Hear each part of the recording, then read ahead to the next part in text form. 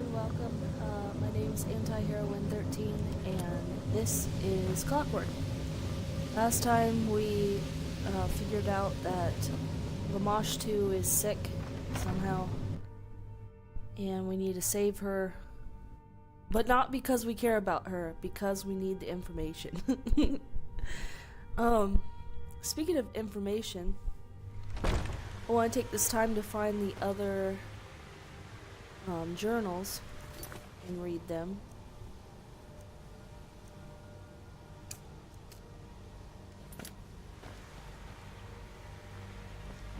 Let's go to the mage's study first.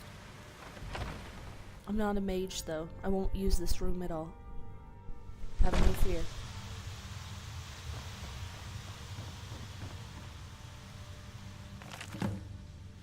Alright, like I said, I might butcher this, but what you gonna do? Okay, Journal of Ludwig, Part 2. Now that father is gone, they pester me to expand the mausoleum in readiness for my eventual passing, next in line, next in time to die. Well, that's a nice thought. Fine, I shall order the excavation. It's like turning over rock and finding the twisting tunnels of an ant nest exposed to the sky, and yet here the inhabitants did not scatter or erupt in panic. They merely stood and stared with those red pinpricks for eyes. I should explain. In expanding the mausoleum, the workers broke through into some ancient catacombs of the Dwemer. They were beneath our feet, beneath the castle, all this time. Perhaps it should not be too surprising. The tunnels are home to some Dwemer ruins also. It's all too strange, though. Where do I begin? I've read about the Dwemer, all I could lay my hands on, as those were some of my favorites, but I have never seen any mention of what we found here. The workers called me down when they were about to breach the wall, and there we all stood, clustered around the hole. On the other side was our mirror image, a congress of metal men staring back at us with their glowing red eyes. I was afraid, we all were, but while the workers all fled the mausoleum, I remained frozen in place, expecting your imminent death is a significant shock, but an even greater surprise awaited me. A metal woman came forward and spoke. She spoke to me. At first her words were unrecognizable. Was it the Dwemer language? Then she spoke in Cyrodiilic that was slow and halting. No harm, she said. I could manage no response. No harm, she said. Again. But this time to the metal men and the woman behind her. Now she stands here in the study with me, reading the books. I think she asked for them. I brought her here on the day of the breach, but I have forgotten what we spoke of. I said a lot in my panic, and she said very little. It all happened so quickly. Her brethren have all remained behind, down below, but she has not left the study. She is looking at me. I know the feeling. Her name is Lamashtu. Her progress in learning Cyrodiilic is astonishing. She reads my books and listens to conversation of the staff, and already I can converse with her easily. The servants are not glad to have this audience, though, that much is clear. They are plainly afraid of what we have uncovered, but this is just as plain to me that these metal men mean to... Wait, what? But it is just as plain to me that these metal men mean us, well, no harm, as Lamashtu said. Lamashtu has promised to show me Nurndal, whatever they're talking about. I know it's the ruins, but... For that is the name of the... well, duh! The name of the Dwemer catacombs beneath us. Actually, she has said that she will have her, I suppose, brother, Lahar, show it to me. I think she wants to stay in the study. She says that she and her metal brethren are called the Gilded, but I am as of yet, unsure what they are exactly. Apparently they have always been beneath our feet, and have never ventured out. They do resemble... That's all I can say. I realize more and more each day that the discovery of the Gilded is a monumental one, but Lamashtu has requested privacy. I'm not sure of her reasons, but I can currently think of my own. Dwemer are known to be generally hostile and quite dangerous. I dread the thought of what might happen if some kind of military attention fell on them. The staff may spread tales, but could I stop them? But I have heard how they speak of this discovery. I doubt anyone will believe the particulars of their tales. They will be thought of as just that, tales. The resources to be found in Nurndal are beyond my ability to count or really value. In particular, that wonderful metal, that famous Dwemer metal, that confounds all who try to unlock the secrets of its fabrication. I did put the question to Lamashtu, but I am no smith or alchemist, is all she would say. She has answered many of my questions about truly amazing machines down there, though. I can barely sleep. It fills my mind on fire with possibilities. Lahar is taking to his new job well, too. After showing me some Nurndal, he followed me back up to the castle. I did not mind, even to begin with. He was almost as well spoken as Lamashtu. I think she must have been teaching him, or perhaps he already knew. Much like Lamashtu said, Lahar began to follow the staff and observe their work to their visible.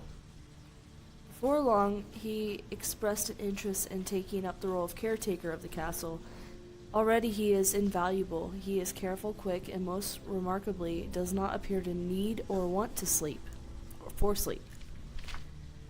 My studies of Nurndal's machines consume my attention, as do my plans regarding what I learned from them.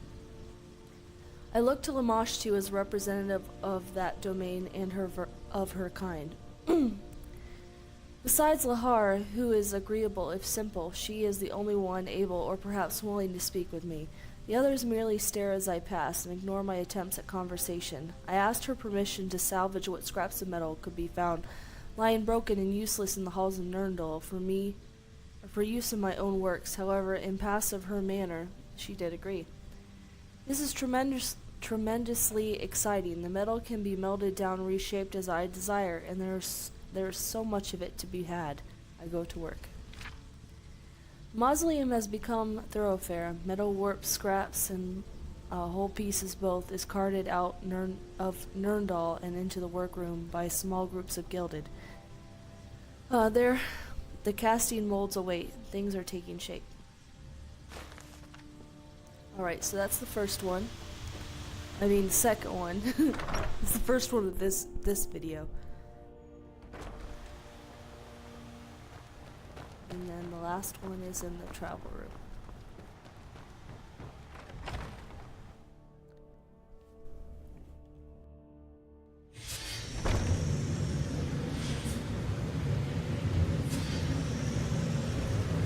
I'm looking at it like I could just walk. If only I could just walk to it. Okay. So this one's 3 of 4. Between the pages of this journal you find a key. Tied to it is a label which reads Master Bedroom Wardrobe. Ooh. Journal of Ludwig, Part 3. The staff are all leaving. This has been building for some time.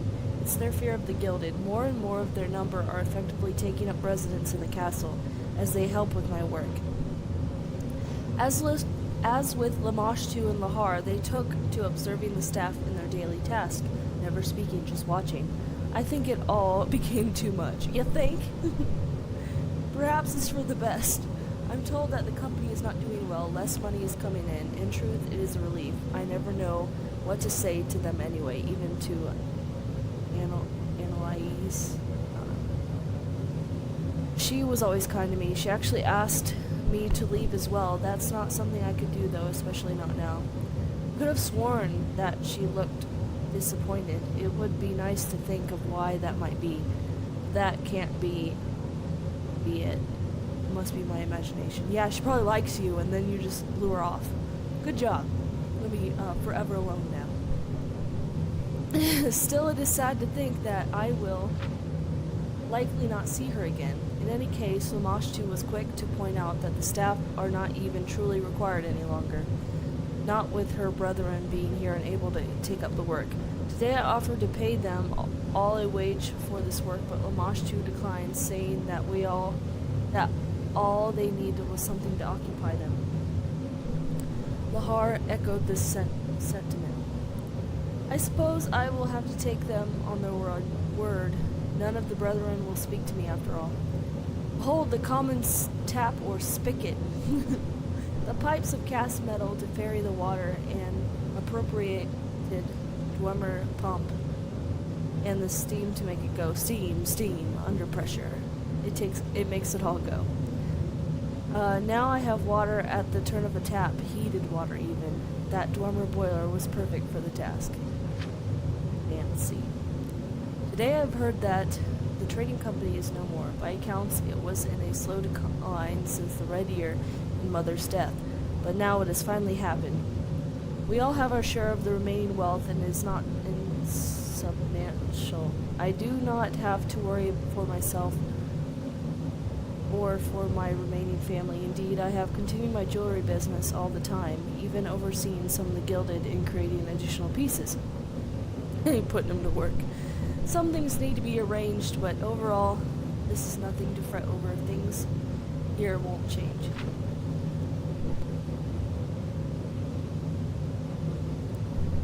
I can't abide first-time meetings. Can anyone no one knows what to say to one another.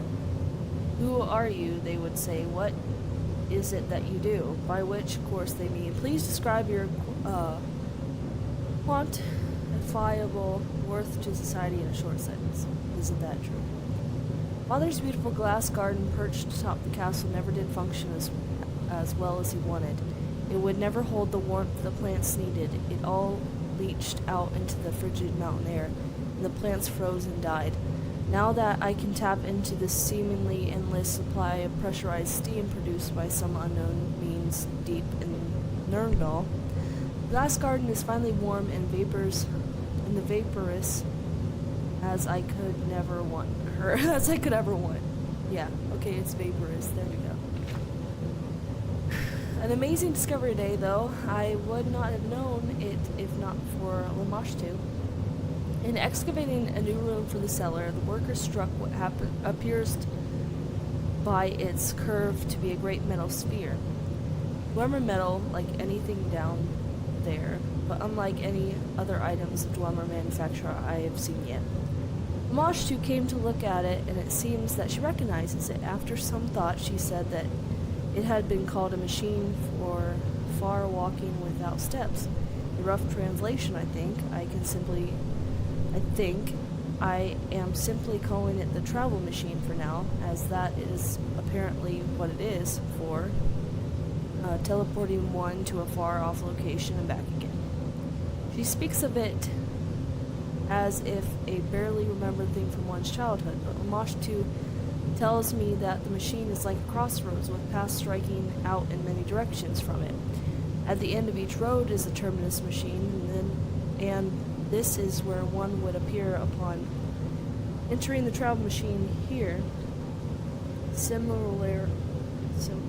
Entering the terminus machine would bring one back here. I have asked for the workers to uncover the sphere in its entirety. This is very exciting. The travel machine is to be my own grand project. Quite early on, we found a kind of panel on the surface that would be removed. Behind it were etched a series of pictographs that Lamashtu aided me in deciphering. We have concluded that they gave instruction in the assembly and the operation of the machine. The work required is lengthy, and it would be impossible were the Gilded not here to help me. A large chamber to the house. It must be dug out and supported with stonework. The machine itself has been buried in the dirt for who knows how long. Excavation continues, but is painstaking.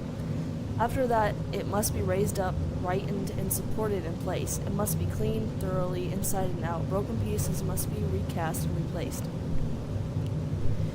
It is to require an extraordinary amount of piping. There is a lot going unused down in Nurndal, but will it be enough?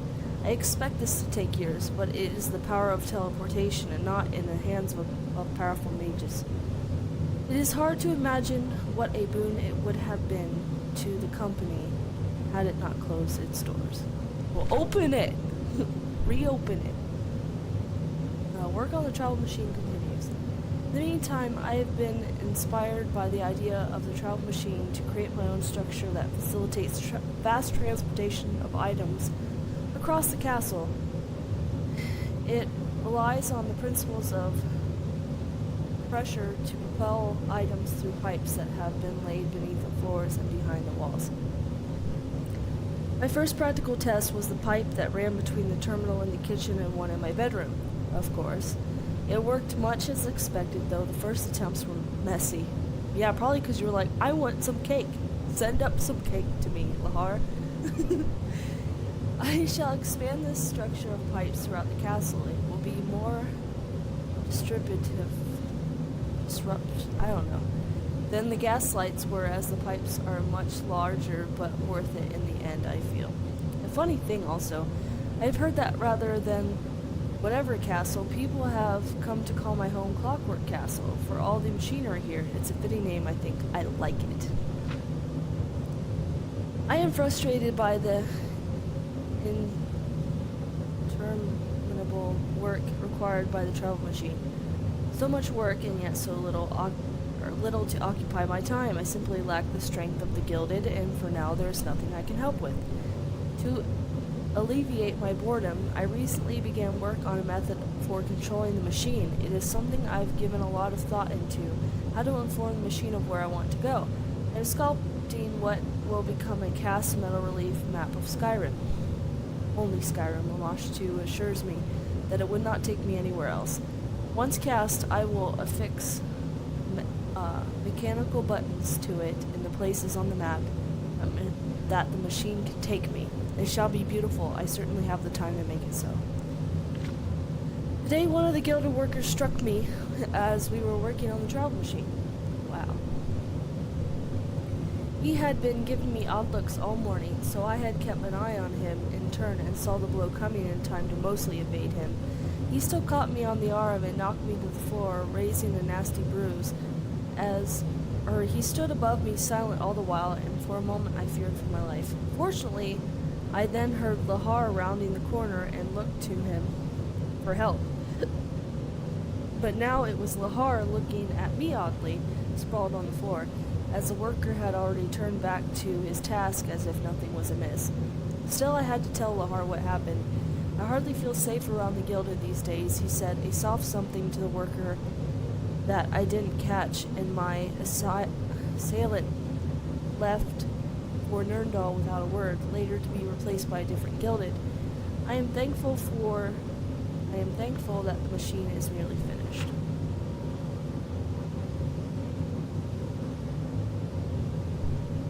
It is like turning a musical instrument, fine adjustments until the right tone is struck and the travel machine stirs to life, a bright blue portal shining in its heart. This is how we find where the thing can take us, which terminus machines out there yet function. I was reluctant to go through the shimmering portal. How could we truly know where it led, or even if one would arrive with both life and limbs intact? Attached. What if an unfriendly person awaited on the other side? Lahar did not seem to share my concerns, however, and strolled through the portal before I knew what he intended. He was gone so long that I thought him lost, and then he returned. He was caked in dirt, as if he had dug his way out of a grave. I saw the banners of Whiterun, he said to me. The caravan brings us mead from there. I marked down the tuning, and we moved to the next. Lahar went fiercely into the portal again and again, though now I made him cover his metal body with what clothes would fit. He would be a strange sight indeed, to anyone that might see him otherwise. Today I took my first steps outside Clockwork Castle in over a decade. How is it that so much time has passed? It was well outside the castle, too. The travel machine works. I stood outside the Markarth Clockwork terminus for several minutes, watching the crowds cross the river, entering and leaving the city. So many people. And that was enough for me. I returned to make this entry. There were long years in which I thought this day would never come, but now it is here. The machine works. Now there is no need for the caravans to make the trip through the tunnels delivering my supplies. Lahar has said that he will do it instead using a travel machine. This morning I awoke to find that all the Gilded except Wamashtu and Lahar had left during the night. Lahar says that they have returned to Nurndal. To be honest, I am relieved. I was beginning to feel like a prisoner of my own home. I dared not enter a room if one of the workers was in there, doing their chores. I don't know how to properly describe it, but for some time now they have excluded which a sense of menace that I feel in danger around them. Fortunately, Clockwork Castle has earned its name. With all the work I've done here, all the labor-saving machines, the workers are no longer needed. Lahar is more than enough. After all, there is no great entourage here to feed and clothe. No mothers, fathers, children, and dogs. There is just me. Only me. That's frickin' sad. I told you forever alone. You should probably have talked to that lady that was like, hey, you should come with us. Like, I fancy you or something. She didn't say that, but she probably did. Never mind. Okay, I'm going to stop it right here. I'm going to stare at my almost freedom. And then we will find the last journal.